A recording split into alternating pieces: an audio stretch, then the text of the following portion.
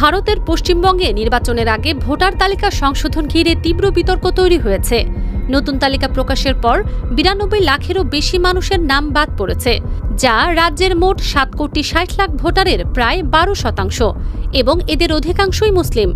দেশটির নির্বাচন কমিশন বিতর্কিত বিশেষ নিবিড় সংশোধন SIR প্রক্রিয়ার মাধ্যমে ভোটার তালিকা হালনাগাদ করেছে। তাদের দাবি, মৃত, অনুপস্থিত বা ডুপ্লিকেট ভোটারদের বাদ দেওয়ার জন্য এই উদ্যোগ নেওয়া হয়েছে। পরিসংখ্যান বলছে, বাদ পড়া ৯২ লাখের মধ্যে প্রায় ৬০ লাখ ভোটারকে অনুপস্থিত বা মৃত ঘোষণা করা হয়েছে। তবে আল জাজিরা, BBC সহ আন্তর্জাতিক বিভিন্ন গণমাধ্যমের প্রতিবেদনে ভিন্ন চিত্র উঠে আসছে। বিরোধী দল ও বিভিন্ন সংগঠন অভিযোগ করেছে, এই প্রক্রিয়ায় ব্যাপক অনিয়ম রয়েছে। গবেষকদের মতে, কিছু এলাকায় বাদ পড়া ভোটারদের ৯৫% পর্যন্তই মুসলিম।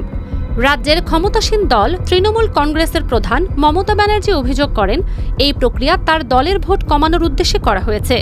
নরেন্দ্র মোদীর বিজেপি সরকার উদ্দেশ্যপূর্ণভাবে এই কাজ করছে।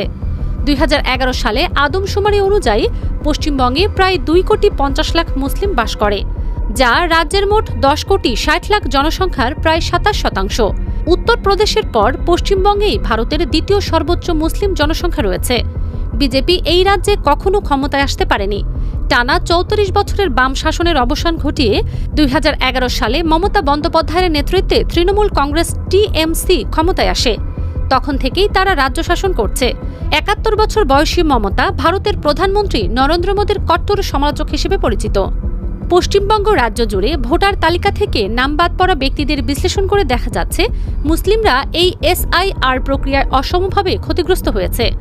বিশেষ করে যেসব জেলায় মুসলিম সংখ্যা বেশি এবং যারা নির্বাচনে প্রভাব ফেলতে পারে, সেখানেই নাম কাটার হার বেশি।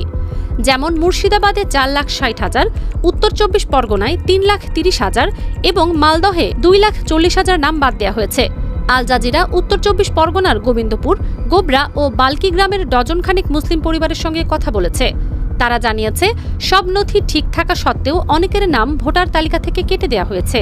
আবার অনেকে বাসস্থানের প্রমাণ, বিয়ের পর পদবি পরিবর্তন, নামের বানানে ভুল বা অন্য রাজ্যে স্থানান্তরের প্রমাণ দেখাতে হিমশিম খাচ্ছেন।